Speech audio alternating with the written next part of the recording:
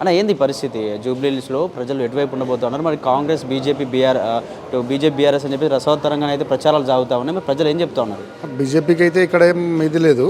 మేము తిరుగుతూ ఉన్నాం కదా, అందరూ కాంగ్రెస్ పార్టీ అంటారు. గతంలో నవీన్ యాదవ్ కూడా 2 సార్లు ఎమ్మెల్యేగా ఓడిపోవడం జరిగింది. కాబట్టి ఓడిపోయినా కూడా ప్రజల్లో ఎప్పుడు ప్రజలతో అందుబాటులో ఉన్నాడు.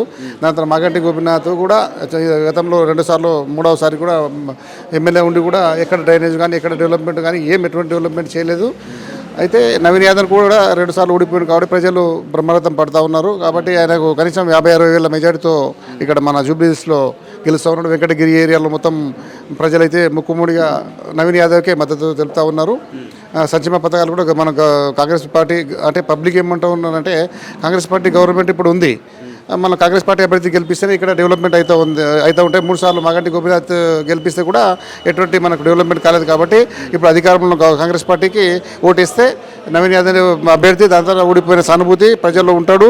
అక్కడ ఆమె అంటే ఆమెకి ఎక్కడైతే అసలు కాంగ్రెస్ పార్టీకి ఆమె అసలు అంటే ఎక్కడ కూడా ఆమె ఇదే లేదు, అంటే ఆమెకు అందుబాటులో లేకుంటుంది. దాని తర్వాత ఈయన అందుబాటులో ఉంటాడు, మంచి యువతే. భర్త మాగంటి గోపీనాథ్ చనిపోయాడు కాబట్టి సింపతితో ఓట్లు పడే ఛాన్స్ లేదు అంటారు ఇక్కడ? అలా ఏం లేదు, ఎందుకంటే నవీన్ యాదవ్ మంచి యూత్.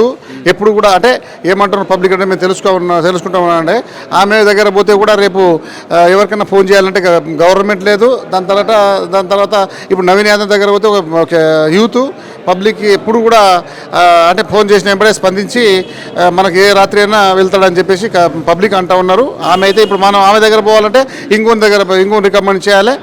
కాబట్టి ఆమె ఇంగోనికి చెప్పాల్సి వస్తుంది అని చెప్పేసి దాదాపు పబ్లిక్ అయితే దాదాపు 60-70% అట్లా అంటూ ఉన్నారు. నవీన్ యాదవ్ వైపే ఉన్నారు. దాదాపు 50-60 వేల మెజార్టీతో మంచి బ్రహ్మాండ మెజార్టీతో గెలుస్తాడు.